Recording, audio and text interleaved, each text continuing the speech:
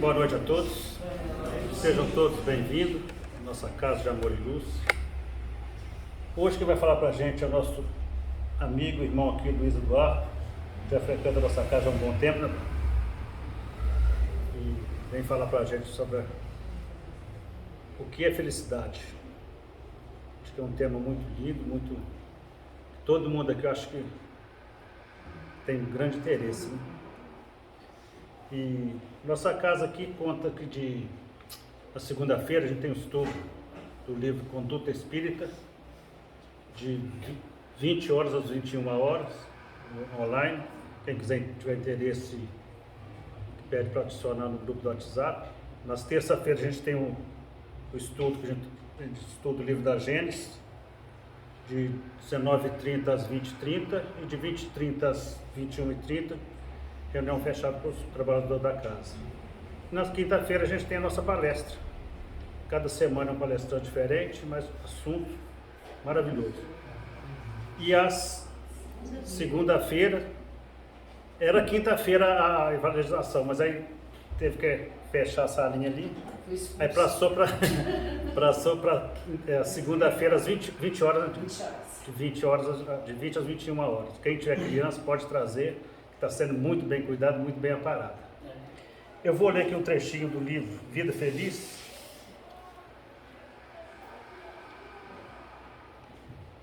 Se a sua palavra não tiver objetivo de auxiliar, não apresentes para criticar. Há dois tipos de comportamento: o daqueles que fazem e o daqueles outros que ficam de palanque. Portanto, erros criticando, atormentando a vida de pessoas. Faze quanto te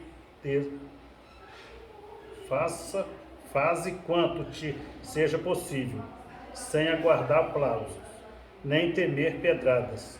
Torna-te membro do grupo que opera e fala com o objetivo superior de ser útil. Se os que dizem saber como se fazem as coisas deixassem de opinar e as executassem, o mundo mudaria de feição. Então, isso aí é um puxãozinho de orelha para todos nós, né? Aqueles que tentam fazer alguma coisinha para os outros, mas faz aqui, comenta com todo mundo na frente. É uma coisa que a pessoa quer fazer o bem, não precisa ninguém ficar sabendo, faz de coração, pronto, deixa aquele lá em cima que está vendo tudo, né?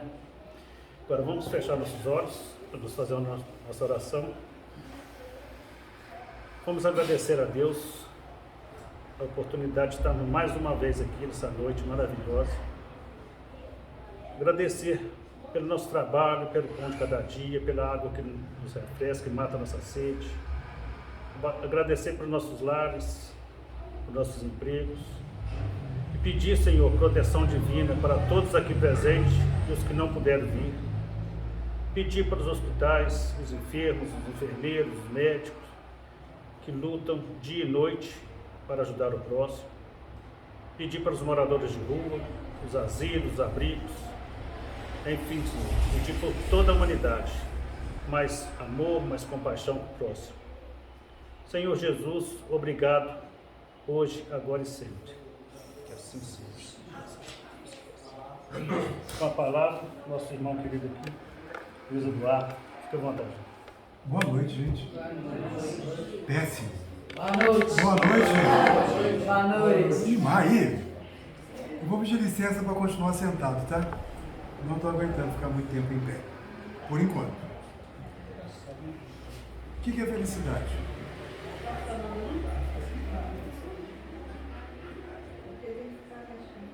Se não tiver nem problema, a gente conversa sem.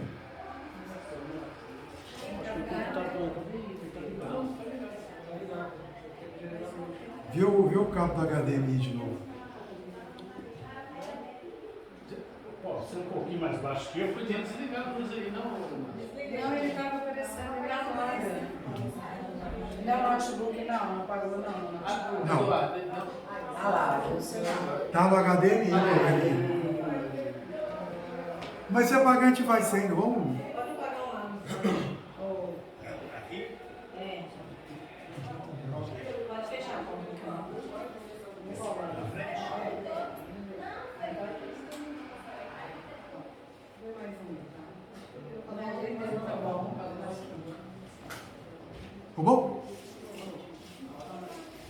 Pergunta para vocês, o que é felicidade? Segundo Jesus, o que é felicidade? Quem é você? Quem é você? Não é uma pergunta difícil de responder? Quem é você? Quem é você? Não vai dizer que eu chamo João, que eu chamo Maria, que tem estudo. Quer saber quem sou eu? Quem somos nós? Espíritos. Só isso? Espíritos imortais. Não é eterno, não? É só Deus. Eterno ou imortal? Imortal. Só existe uma coisa que é eterna no universo. Deus. Não é nada. Nós somos espíritos.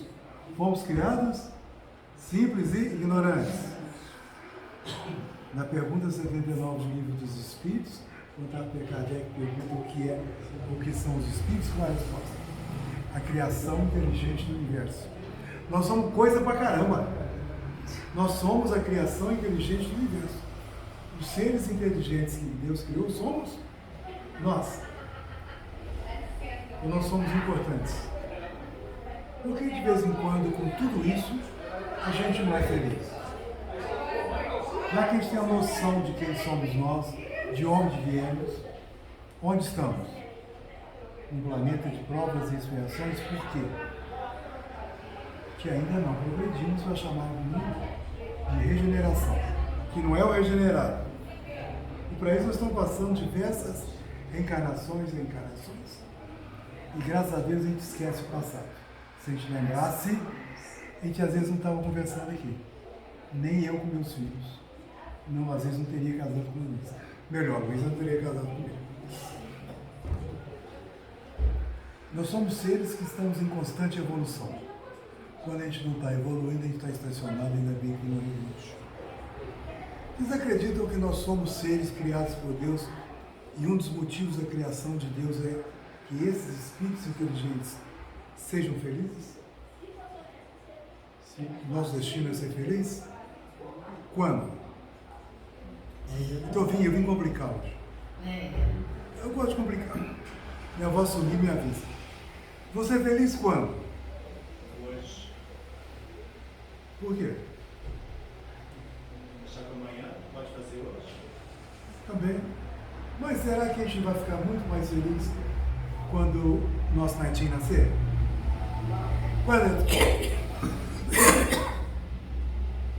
Quando meu filho se formar? Você é mais feliz você é muito feliz quando eu passar no vestibular?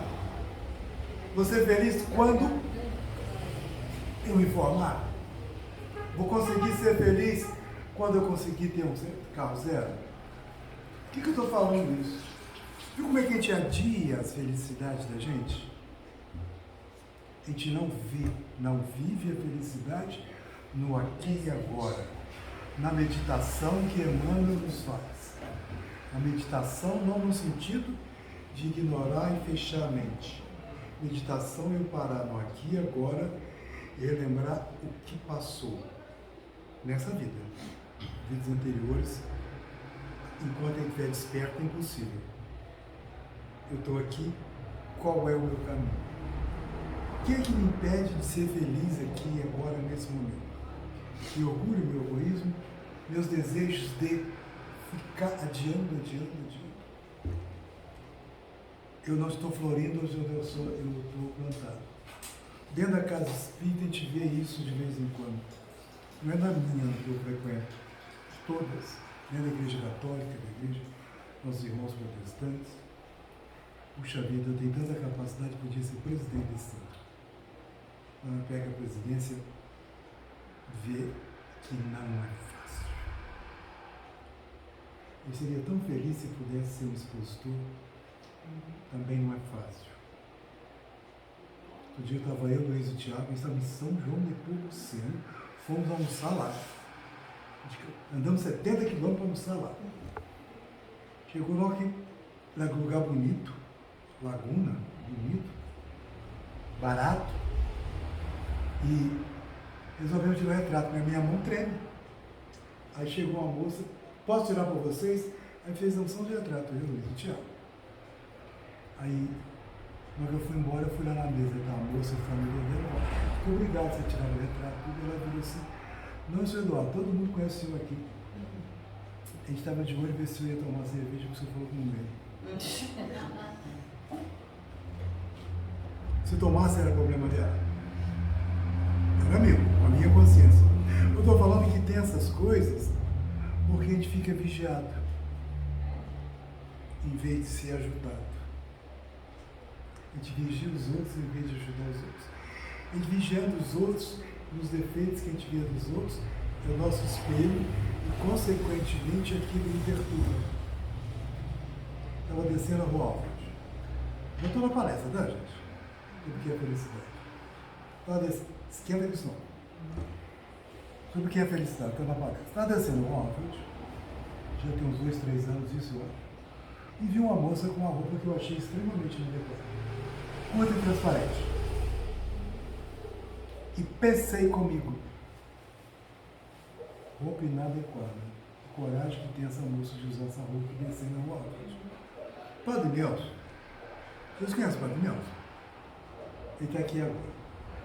Juro no meu orelha e falou assim, não se fala mais ouvido, agora é orelha. Agora é orelha, não fala mais ouvido. Falou na minha orelha. Você está vendo quem está com ela? Eu falei, não, senhor. Ela está daquele jeito, ela tem os amigos dela espirituais. E se ele te ouve? O que você tem com isso? Eu, reparando a moça que entendeu isso, joguei um juízo inadequado, porque eu não sei se ela é o que eu pensei. Totalmente errado eu. E se os amigos que estavam com ela, os espirituais, me ouvem, quem é esse diabo? Onde eu estou cortando a minha felicidade? Estou contando isso que às vezes a gente está reparando nos outros, com defeito nos outros, julgando os outros, esquecendo do auto-julgamento, do auto-perdão e seguir em frente. Quem que Jesus julgou? Então, o que é felicidade? Nós vamos fazer nosso estudo em cima de o que Jesus falou. Onde Jesus trata de felicidade? No Sermão do Monte, no Sermão da Montanha. Aliás, a montanha não era a montanha, era um monte pequenininho. Era um montinho. E nós aprendemos a conhecer isso por bem-aventuranças. Naquela época de Jesus, os conceitos éticos, os conceitos morais, ainda não estavam muito bem definidos. Nós, possivelmente a gente podia estar lá, nós ainda não tínhamos estruturado em nossa vida, em nossa mente, não o cérebro, mente, espiritual, os conceitos de ética, de moral, de bondade, de humildade. E a nossa sociedade, naquela época de Jesus, estava num momento de conceitos, de um contexto extremamente perverso, muito perverso. Porque naquele instante, naquela época, estava havendo a predominância da força, o direito da força, do dinheiro, do poder, sobre a força do direito. E o direito fala que todos nós temos direitos e deveres e somos iguais. Naquela época havia a escravidão. Na hora que Jesus falou, amai os vossos inimigos, no capítulo 12 do Evangelho, esse estudo, isso que eu vou falar para fora de Humberto de Campos, é porque ele estava sentado numa pedra conversando com os jovens. E nesse momento vem uma centúria. Centúria é uma legião romana com 100 homens comandados por um centurião. E aqueles jovens jogaram uma vibração de ódio, de pânico, de raiva para cima deles. Na nossa maneira de ver ser diferente de Jesus, eles tinham razão. Aquele pessoal romano invadiu a terra daqueles jovens, daquele povo, faziam as moças de escravas. Escravas no trabalho, escravas, etc, etc, etc. Não precisa falar. Os rapazes saíam de casa viravam um burro de carnes. Imposto à vontade. O conceito de patriarcado de família é escravizar e levar com direito ao pão. Tirava os egípcios, os outros pessoais, levavam para construir as grandes obras. Era o direito da força sobre a força do direito de eu ser humano, de eu ser filho de Deus. Nesse contexto daquela época, tinha uma extrema escravidão política, social, econômica, de credo e de raça. Havia uma divisão política muito grande, uma divisão econômica muito grande, de famílias de reinos extremamente ricos e os outros extremamente pobres. De credo, o que prevalecia era o credo dos Césares, dos Pilates, dos deuses gregos, e uma escravidão de raça, aquela raça inferior a minha. Eu não sei se eu estou falando de hoje ou de lá. Não sei. Naquela época estava acontecendo isso. Os interesses, todos os nossos interesses, giravam em torno de posse de bens materiais ou de pessoas. Mulheres, não eram só os homens, elas escolhiam para si os escravos que elas achavam mais fortes, mais bonitos, etc, etc. Eles eram escravos sexuais de mulheres. Os homens abastados faziam isso com as moças. O homossexualismo, não estou condenando esse homossexualismo, era praxe normal. Só ler livro de história. Só ler livro de Emmanuel, ditado por Emmanuel. Mas, nesse contexto terrível, eu não sei se é de lá ou se é de agora, estão se confundindo, nesse contexto, neste momento em que os primeiros sinais de aquisição de consciência coletiva, de consciência individual, começam a aparecer no povo, nos judeus, em todos os filhos de Deus que estavam escravizados moralmente, economicamente. Chega Jesus no momento correto. Nada foi por acaso.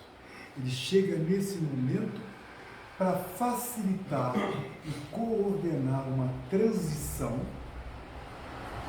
da barbárie para uma civilização. É isso que Jesus está fazendo até hoje. Alguns de nós aceitamos isso. Estamos tentando melhorar com o passar do tempo através das reencarnações. Mas Jesus chega nisso.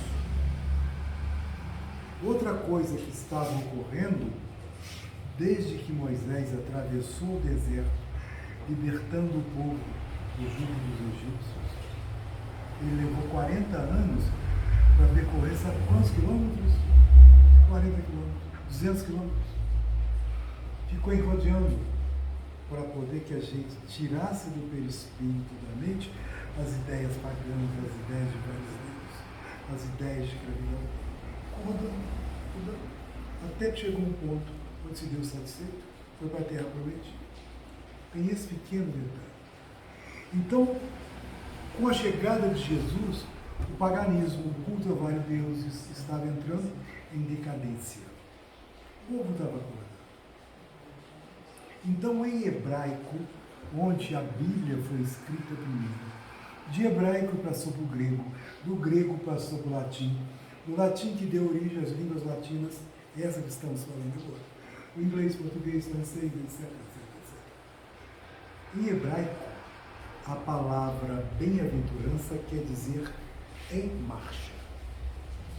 Ninguém é bem-aventurado se ficar parado no tempo e no espaço.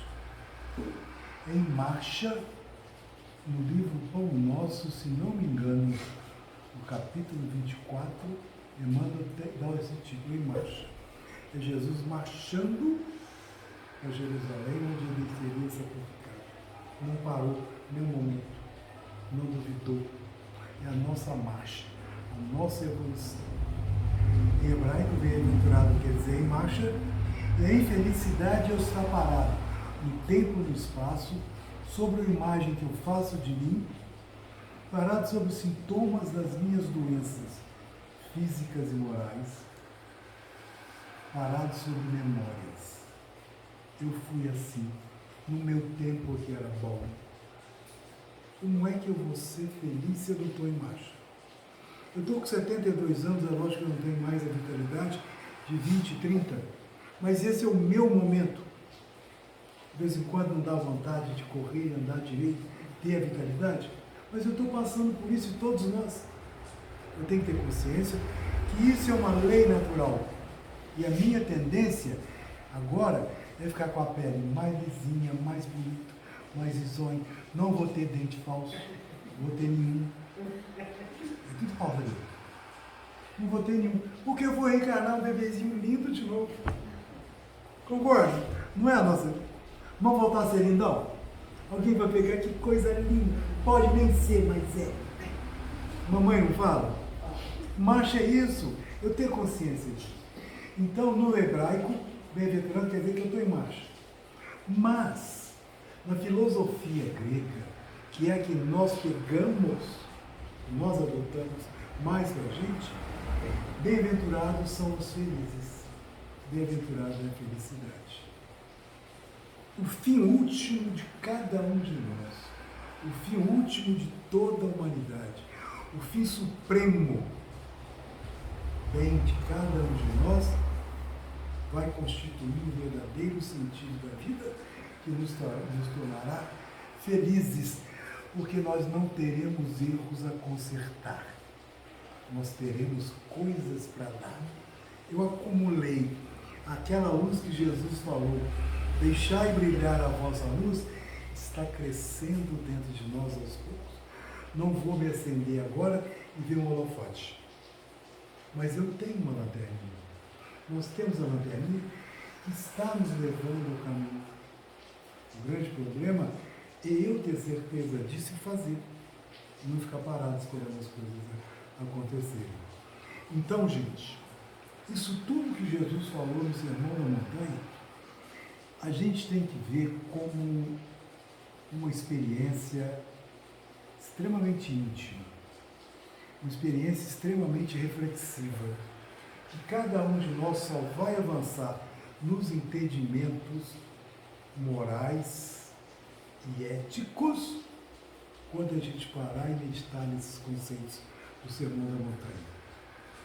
Não só meditar, não é adiar essa bem-aventurança, essa felicidade. É colocar em prática no cotidiano. E Jesus falou que era fácil. É colocar em prática dentro da minha família, dentro do meu lar. Minha mulher, meus filhos, minhas noras e minhas netas. É fácil. É mais fácil que na rua, porque eu amo. Tem atrito? Qual família é perfeita? Aquele núcleo que nós nascemos é o núcleo que vai explorar, nos ensinar a quebrar o orgulho e o egoísmo e meditar nesses conceitos de ética e moralidade. O que é moral? São as regras de bem viver. Ok? Eu não falei de felicidade, eu não falei. Falou quanta coisa de felicidade eu falei? Eu queria o que é felicidade na ótica de Jesus. Segundo a psiquiatria, segundo a psicologia, segundo a Wikipédia, olhei na Wikipédia também. A Wikipédia está escrito assim: felicidade é um estado durável de plenitude física, moral, sentimental, material, onde eu tenho o suficiente para me sustentar e estou satisfeito com isso. Essa plenitude, quem de nós tem aqui? Eu não tenho. Não tenho. Ser feliz é ter satisfação e equilíbrio físico e psíquico. Nós estamos satisfeitos com o nosso corpo? Não fico projetando o meu corpo igual o atleta lá? A moça não fica projetando o corpo dela igual aquela atriz? Mas o meu DNA não é para isso. Estou no corpo ideal para eu viver nessa encarnação. Não que eu não tenha que cuidar, fazer minha dieta, não fumar, não beber, fazer exercício. Físico também. Exercício. Acordar de manhã, me olhar no espelho. Papai e mamãe estavam inspirados. Olha que precisa. Essa brincadeira assim, eu sou pleno, sou filho de Deus. Não tenho vergonha de falar isso. Essa satisfação e equilíbrio físico e psíquico vai implicar que o sofrimento e a inquietude vão ser transformados em emoções e sentimentos que vão do contentamento até alegria e júbilo. Que eu vou entender que isso que eu estou passando agora, essa dificuldade que eu estou passando agora, estou passando, é passageira. Tudo na vida é passageiro, menos motorista e trocador. Tudo na vida é passageiro. Tempo é extremamente relativo. Um dia eu estava refletindo sobre isso em casa, que eles estavam assistindo The Chosen, e eu deitei no colo da Luísa. A Luísa tem mania assim de ficar assim meio rápido. Pergunta se eu acabei de ver The Chosen. Quando ela parou, gente, já acabou? Rápido assim, acabou? Aí outro dia eu encostei a barriga na frigideira, encostei à toa. Foi um segundo. Fiquei lembrando daquilo uma semana e ficou ardendo. Tempo é relativo. Tudo tipo. Até a nossa felicidade é relativa nesse mundo. Porque no mundo tereis. A gente pode pesquisar isso no capítulo 5 do Evangelho. A gente tem que aproveitar as oportunidades de momentos extremamente felizes e curti-los, não odiá-los.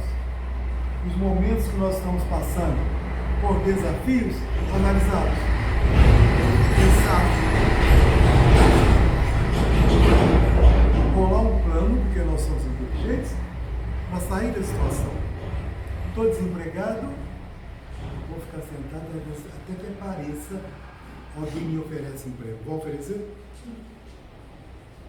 Estou solteiro, vou ficar aqui em casa, esperar essa uma moça boa, de família, para casar. Vai aparecer? Só se ela for boa, né? É em marcha. Não é desespero, é em marcha. A felicidade, segundo a psiquiatria, psicologia, tem ainda um significado de bem-estar espiritual, de paz interior. Eu posso estar vivendo um momento muito crítico na minha vida, mas se eu tenho fé, se eu consigo equilíbrio, eu vou ter bem-estar espiritual e paz interior, apesar do momento crítico, porque eu sei que é apenas um desafio. Mas esse desafio é desse tamanho. É muito perigoso a gente esperar, Deus me dá força, e vai dar trabalho. E vai dar trabalho. O desafio do trabalho, o desafio da força física e espiritual, o desafio da caridade desinteressada,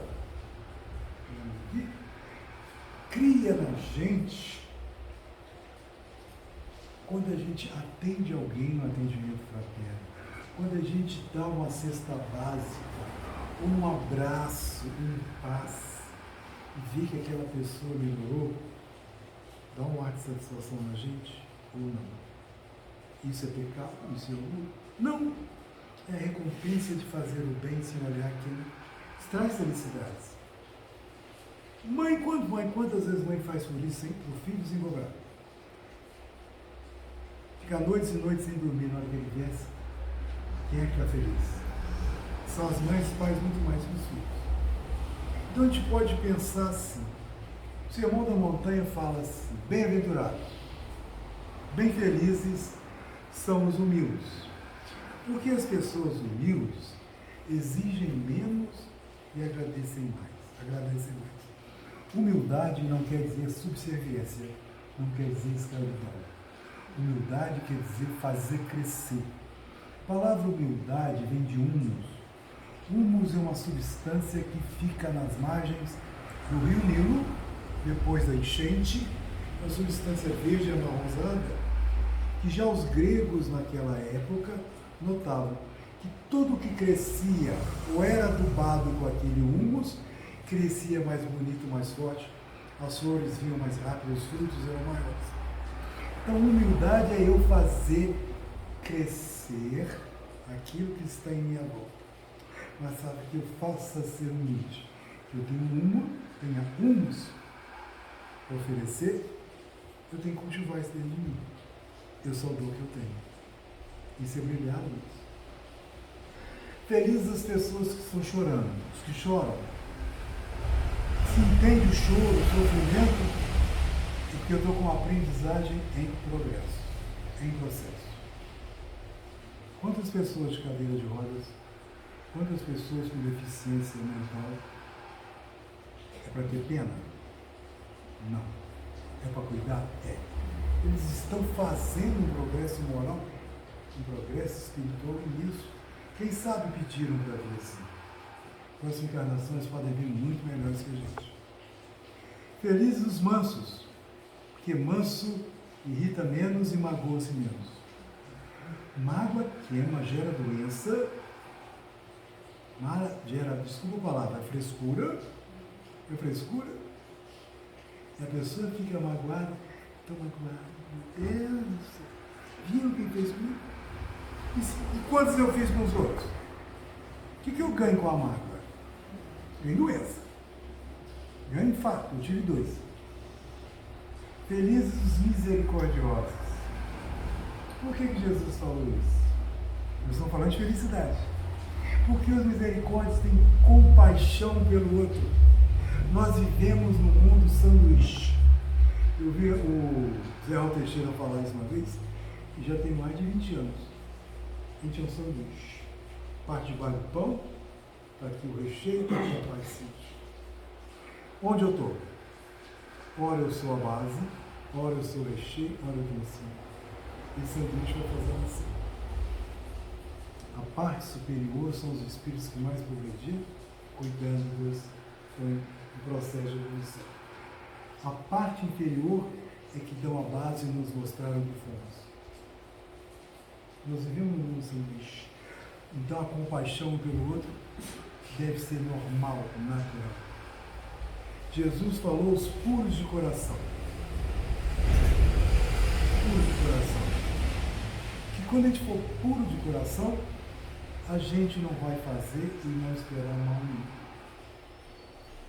Felizes por coração. Felizes aqueles que são pacificadores. Porque já conseguimos nos pacificar. E as pessoas que são pacificadores não põem lenha na fogueira, não jogam gasolina no fogo. Os pacificadores buscam entendimento e compreensão. Nós seremos felizes quando a gente conseguir isso. Está complicando? Mas eu tinha que complicar. No que é ser feliz, a gente tem que vir para o mundo do aqui e agora. A nossa felicidade, ela é mediada pela realidade que vivemos versus as nossas expectativas. Agora, se mexer lá, vai funcionar aqui. Tornou ligado. Dá para entender? A minha felicidade é algo que eu vou ter que vir.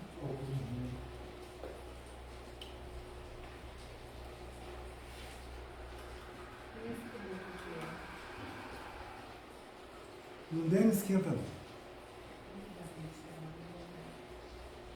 Ele está com problema na conexão aí. Mas deixa lá, senão a gente fica perdendo.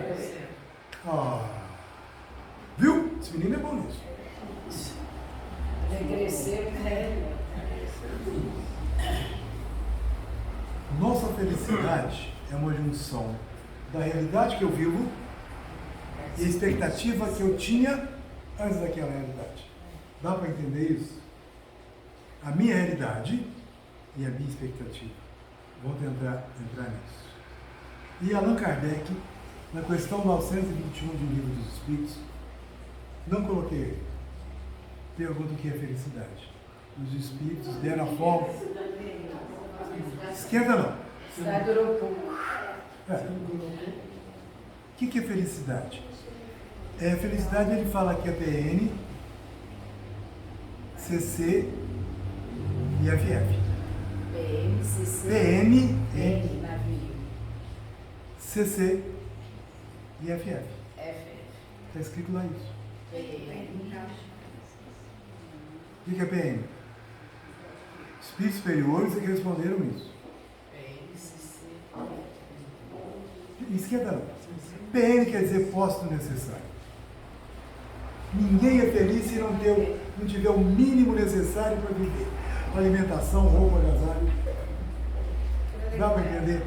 E esse posto necessário, ela é individualizada. O que eu acho necessário para mim pode não ser para você, pode não ser para você, e vice-versa. A gente esquece que senão vamos conversando. Então vamos ver nossas realidades, as nossas expectativas.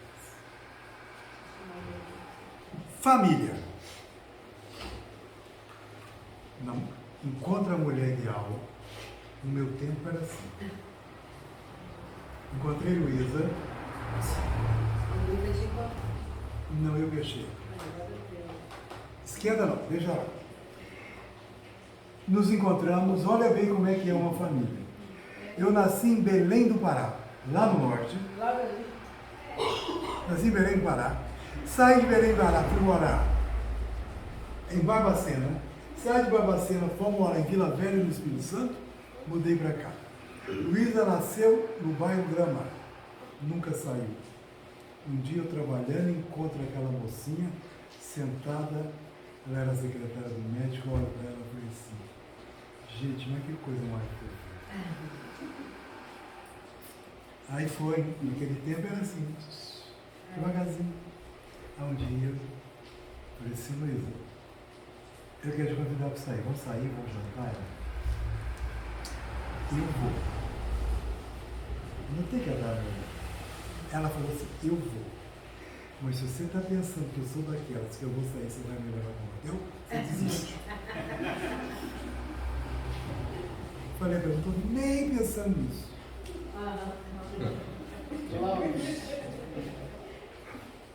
Só para dar um. Pois bem, qual a expectativa? Nos casamos. Temos 3 filhos lindos, maravilhosos. Expectativa nossa. Nós já estamos 40 anos juntos. Estou 40 anos com a Luísa e só a Luísa. Se eu não vou levar para outro lado, estou com a Luísa e só a Luísa 40 anos. Nossa expectativa é que todos nós nos amássemos. Nosso dia a dia seria sempre sorrisos, sempre gentil. Já viu aquela propaganda da Margarina, todo mundo acorda feliz, gentil? Era essa. Nossos filhos seriam perfeitos, não dariam trabalho, extremamente responsáveis, bem-sucedidos e amorosos. Quem é que pode dizer que quando a gente forma uma família, a gente não quer isso? Essa é a nossa expectativa. A realidade, nós somos espíritos, muito embora estejamos no mesmo seio familiar, nós temos identidades diferentes no mundo. Não adianta eu falar que eu criei os 3 filhos iguaizinhos e cada um tem uma personalidade. É diferente. A diferença é que pode haver diferenças, pode haver conflitos de religião, de futebol, de política, etc. Não tem. A gente nunca imaginou isso. A gente pode encarnar no nosso meio espírito rebelde, maturo, teimoso, igual eu fui. Pode ter essa felicidade, realidade, doenças genéticas, doenças oportunistas, graves. Eu tive 2 infartos, eu tive a Covid, que eu fiquei 90 dias de CTI. Não fui. A verdade foi essa. Por isso que Jesus falou: felizes os humildes, os mansos, os puros de coração, os pacificadores. As pessoas que são pacientes, que têm a ciência de esperar, a ciência da paz. O que Joana de Ângeles fala para a gente sobre isso?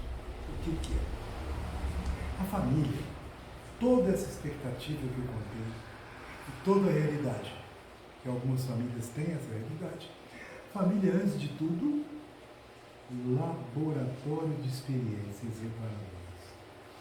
Cada um de nós está num laboratório de experiências reparadoras, na qual essas experiências, a felicidade e a dor alternam, programando a paz.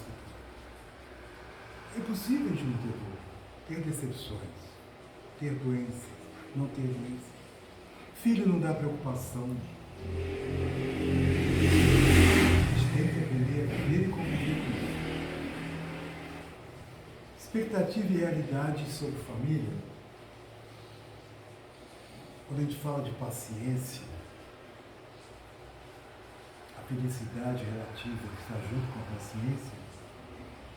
paciência se torna um valor extremamente essencial para quem quer ser pacificador. Adianta, minha voz sumiu lá de trás? Sumir fala, que vai sumindo, sei que é o quê? A gente tem que ter a ciência, a paciência de saber o que falar e quando falar. Adianta eu conversar com uma pessoa que está extremamente nervosa, gritando? Adianta eu falar com uma mulher que está com TPM? TPM quer dizer treinada para matar. Adianta?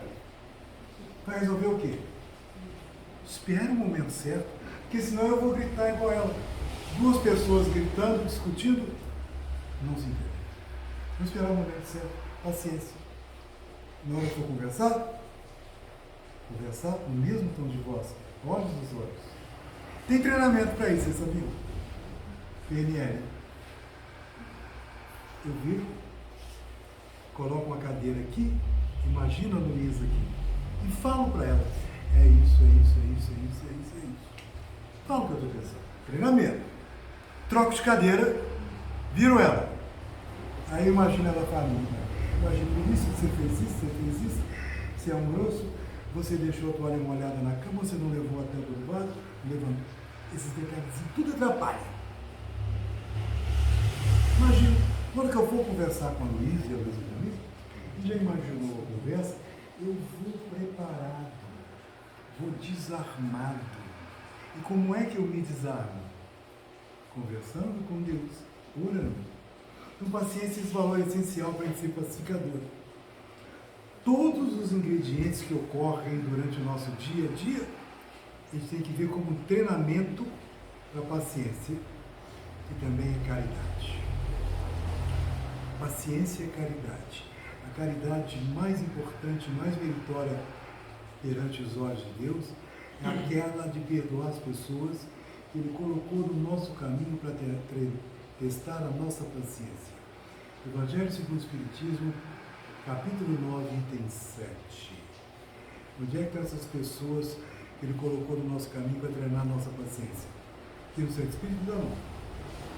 É lá em casa. É lá em casa. Quem é que tem essa paciência da Luísa? A Luísa Eduardo. Não é assim? Paciência é saber conviver. Afabilidade, doçura, faz parte de quem é paciência, faz parte de quem é pacificador. É impossível a gente conviver durante 40 anos e não ter ideias diferentes, opiniões diferentes. É impossível. Homem e mulher têm maneira diferente de pensar. O cérebro funciona diferente, até em mediunidade. Se eu viro para você e falo assim, o que tem aqui no quadro? Você fala assim, o que tem aqui? Você fala assim, tem uma luz azul, e a opção e está escrita as coisas aqui. Se eu peço a mulher, ela vai falar, tem uma cor azul, que é menta, não sei o que, vai dar o tom do azul que é. Vai falar quantas letras tem aqui e vai falar que é esse pontinho aqui que você não viu. Detalhes. Nós vemos o todo. Dá diferença. Então a amabilidade e doçura tem que fazer parte de quem é pacificador para entender nossas diferenças. Tá? Isso se chama amorosidade. Amorosidade não quer dizer amor. felicidade é a minha capacidade de expressar e oferecer o amor que eu sinto. Não adianta eu virar para a Luísa e hoje eu vou chegar em casa e ganhar seus beijos. Não é possível que eu ainda fala assim, Luísa, eu te amo. E como é que eu estou tratando a minha esposa? Grosseria? Levanto, almoço, não lavo meu prato? Não penduro a minha toalha? Não ajuda alguma cozinha? A Luísa fica danada da vida quando chega às senhoras lá. Fala assim, nossa, meu marido me ajuda tanto. A Luísa diz, não devia te ajudar não, tem que dividir o trabalho. Ela é desse jeito. Eu acho que ela está certa, né? Vocês homens não ficam zangados comigo, não estou copiando a Luísa. Tem que dividir o trabalho. Paciência, uma ciência de paz e autocontrole e autoconhecimento. Autoconhecimento é necessário para a felicidade, porque assim como eu tenho que saber esperar um momento para conversar com os outros, eu tenho que esperar o meu momento. Eu tenho que abaixar. Aí sim. Tem uma história. Aí apareceu uma foto de uma senhora chinesa com uma mocinha chinesa. Vou me contar essa história. A senhora chinesa está de calça azul cheia de margarida e uma blusa cor de abóbora. E a moça está com um vestido com uma cor parecida com a sua blusa. E se a abóbora também é que? Não sei. Essa cor aí. Essa cor aí. Pois bem.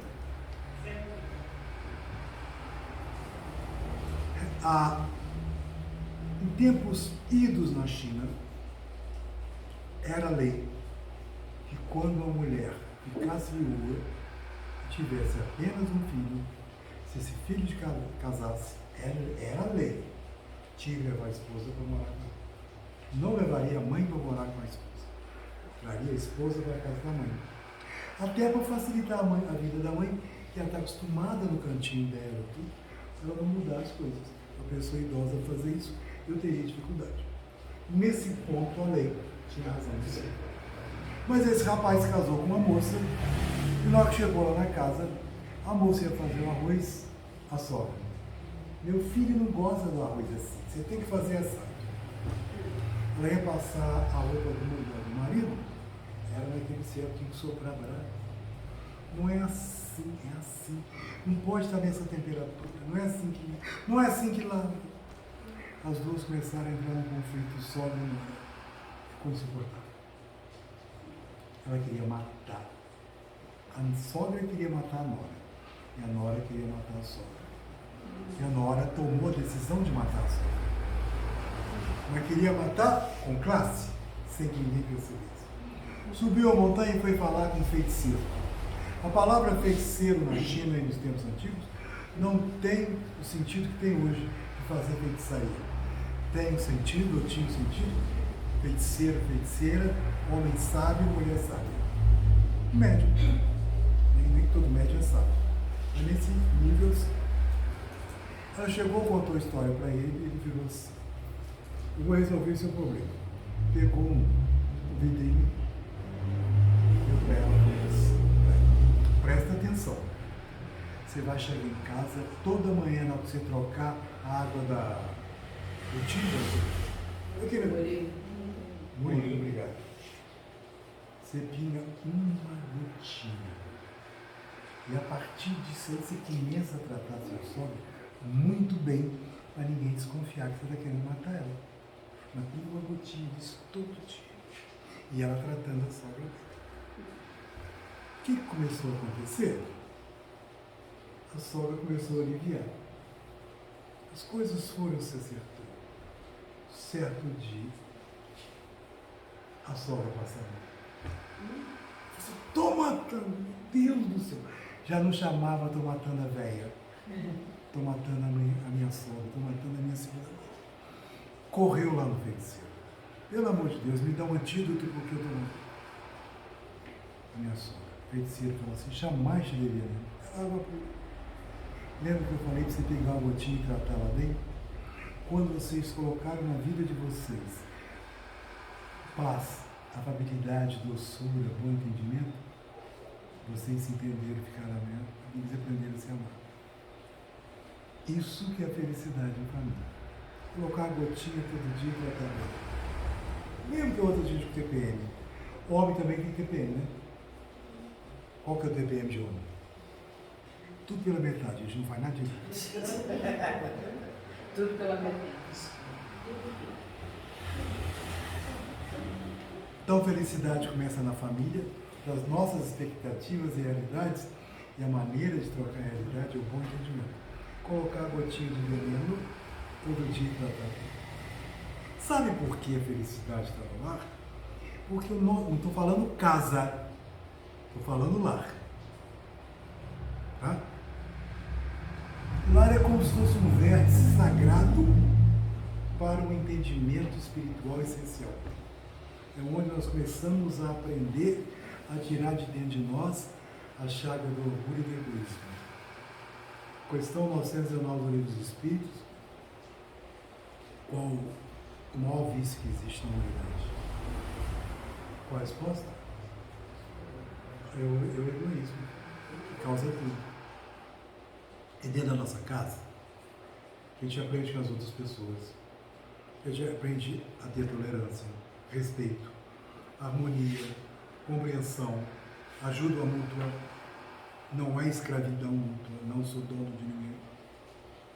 Respeitar a opinião diferente. Isso inclui ser paciente, acolhedor, respeitoso. Tolerância não significa que eu tenha que aceitar um absurdo. Significa que eu tenho que ter a capacidade de compreender que cada pessoa está num estágio diferente.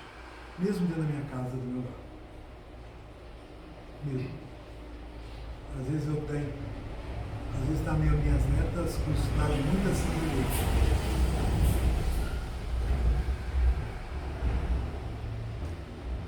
Expectativa na realidade para mim ser feliz. Profissão. Gente, no meu tempo a gente fazia primário, admissão ao ginásio, científico, vestibular, tentar a faculdade. Você feliz quando eu saio do primário para o ginásio, científico, você feliz se eu passar no vestibular. E se eu não passar? Você feliz quando eu me formar? Se eu não me formar? Na profissão, você feliz porque você é um homem ou uma mulher bem-sucedida, vou ter um empregão, ganhar muito dinheiro, você é uma pessoa reconhecida, chiquésima. Realidade.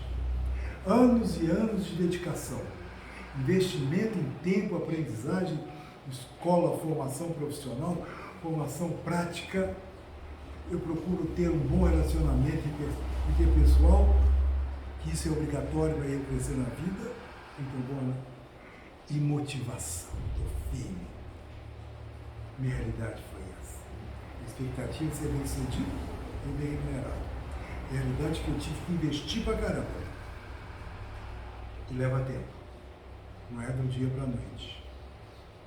Foi por isso que Jesus falou: felizes os puros de coração e os mansos. Porque eu não me estresso antes da hora. Eu não me estresso. Aí, vem André Luiz. Quem é que já leu o livro Sinal Verde? Fala: quando o trabalhador converte o trabalho em alegria, o trabalho se transforma na alegria do trabalhador. Aí nós vamos entender que os espíritos puros, qual a verdadeira alegria deles? Servir a Deus. Servir a Deus de que maneira? Nos apagando. Qual é a alegria do Espírito Cristo igual a Jesus? Seguir o modelo da humanidade. Ele tinha casa rica, dormia com a cabeça na pedra, tinha roupa bonita, vivia o momento dele. Ele não ficou parado no tempo e no espaço, mas levou 30 anos para ele chegar naquele momento de começar a fazer. Que a nossa mãezinha Santíssima pediu para ele transformar a água. Ele ainda achava que não era hora dele.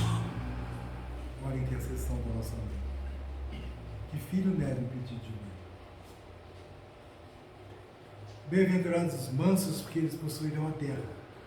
Herdar a terra que Jesus falou, ser feliz herdando a terra, significa adquirir uma consciência de relacionamento entre nós, com a natureza e com Deus. Ser feliz é ter esse relacionamento completo. E o grande problema é que para isso a gente tem que ser manso de coração. E o mundo atual acha que quem é manso é bobão. O mundo atual acha que quem trata os outros bem e educado é fraco. Mas Jesus mostrou para a gente que o homem mais forte passou por aquele passou. Qual o único ser em todo o universo que a gente conhece que a gente pode seguir totalmente sem ter um motivozinho para a gente cair fora dele e ficar decepcionado? São Francisco de Assis pode? Chico Xavier pode? Matheus de Calcutá? Só Jesus. Só Jesus. Viu o tamanho? Viu o tamanho? Ser feliz nesse ponto. Estou olhando, não estou nem na metade. Nossa felicidade, a nossa maneira de ser, de viver, o nosso mundo, nós estamos passando por profundas transformações. Nós estamos atualmente num processo de seleção que já está em curso. Nós estamos vivendo uma época da humanidade. Nós estamos vivendo um mundo agora, nós estamos vivendo uma transição. Nós somos espectadores e atores de um mundo de transição, de provas e expiação, da transição de um mundo de regeneração. Esse mundo de regeneração, que não é o regenerado, acontece à medida que a gente se regenera. Que eu prefiro, que eu me amo, que começo a ficar feliz sendo que eu sou. Tá? Uma nova era de paz, de felicidade está para chegar. Mas para isso é necessário separar o joio do... Está acontecendo isso não? Há muitos anos. Uma hora isso vai ser separado. Aqueles de nós que estivemos em condição de ser e seguirmos rumo ao mundo de regeneração, a gente pode ir para outros órgãos ou podemos reencarnar aqui e sermos trabalhadores da regeneração desse mundo. Aqueles de nós que ficarmos rígidos e não quisermos, vamos reencarnar em planetas ainda que estão principiando para ajudar eles a crescer. É o que aconteceu onde? Com os exilados de... Por isso que muitas vezes vê a teoria da metempsicose se poderia reencarnar em corpo animal. Que ele sai de capela, onde o corpo mais leve, mais simples, mais puro do que esse, eles acreditavam que tinham encarnado em corpos mais grossos. Daí começou a teoria da metempsicose. Tudo isso, a mansidão, significa adquirir consciência de estarmos equilibrados, de relacionamento com o mundo, com os homens, com a natureza e com Deus. Para isso é necessário ter paz. Tem mais 5 minutos, ou pai? Tem gente dormindo aí? Paz tem 3 níveis. O primeiro nível da paz é a paz com a gente mesmo. Se eu não tiver paz comigo, eu não tenho felicidade. A paz com a gente, comigo mesmo, é coerência entre minhas ideias, minhas falas e meus atos. Minhas falas e meus atos. O que eu falo aqui para vocês, eu tenho responsabilidade de, no mínimo, me esforçar para viver o que eu quero. Não estou sendo totalmente falso. Mas também não tenho o mínimo de pretensão de viver o que eu falo. Que ainda eu sou muito fraco.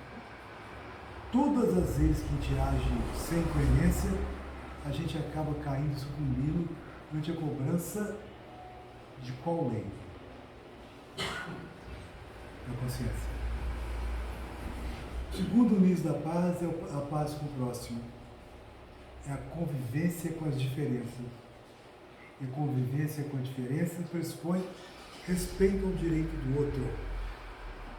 Respeito do outro ter o time de futebol que ele quer torcer, o político que ele quer seguir, a opção sexual que ele quer, não é da minha conta. Não é da minha conta.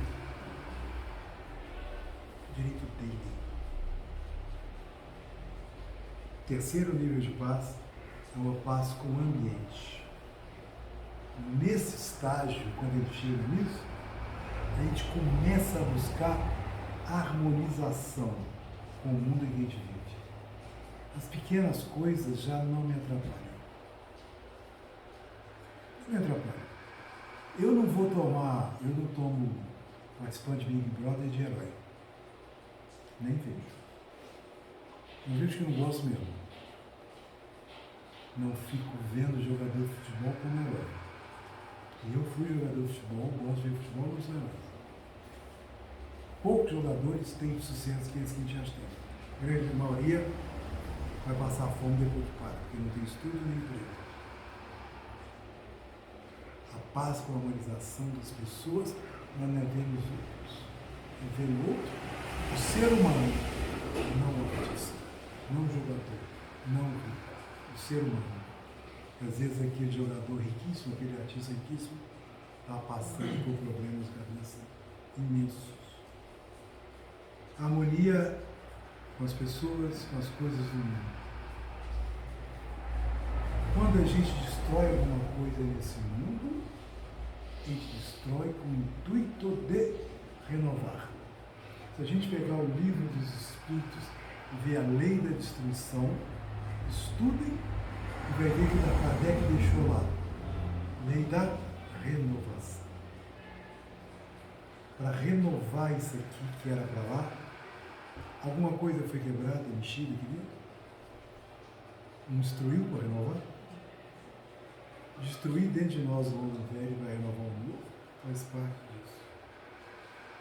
Aí, gente, às 9 horas ainda tinha falado sobre solidão, os misericordiosos, eu alonguei muito. Finalizando, perdão. Só é feliz quem perdoa. Digamos que eu estou com ódio de você.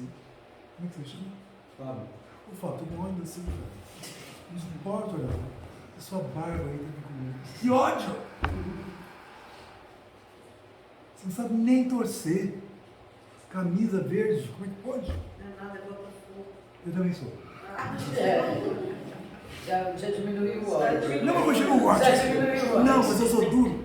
Mano, você está te incomodando em quê, Fábio? Meu ódio, você está te incomodando em quê? Você está bem com ele mesmo? Quem é que está sofrendo? Quem é que olha para ele e dá frio na barriga, fica com ódio, coração dispara? O ódio faz mal comigo mesmo. Se eu estou com raivinha de mim, estou com pena de mim, que eu errei, e eu vou errar todo dia, eu tenho que ter, principalmente, para ser feliz, aprender a perdoar e me auto-perdoar para liberar a energia criadora na minha vida. Que seja qual for o delito que eu cometa, que eu cometi, eu devo me perdoar. Eu não sou perfeito. De vez em quando eu estou com TPM, tudo pela metade, faço errado. Porque na realidade, gente, existe alguma atitude que é irreparável? Vidas, existências, encarnações e reencarnações. Nós estamos reparando quantas? Que na realidade não existem atitudes que não podem ser reparadas. Existem atitudes que não devem ser repetidas. Por isso nós estamos vivendo um mundo de provas e expiações. Que estamos repetindo atitudes inadequadas. Ou não? Para mim ter coisas novas na vida, eu posso continuar tomando a mesma atitude? A gente pode deixar que as pessoas nos julguem. Mas segundo Jesus, a gente não deve julgar. Nós não devemos julgar os outros. A gente não é juiz de ninguém. Lembra do caso da moça que eu contei da ópera? Show de orelha com orelha com Nelson? Ele não está aqui mais não.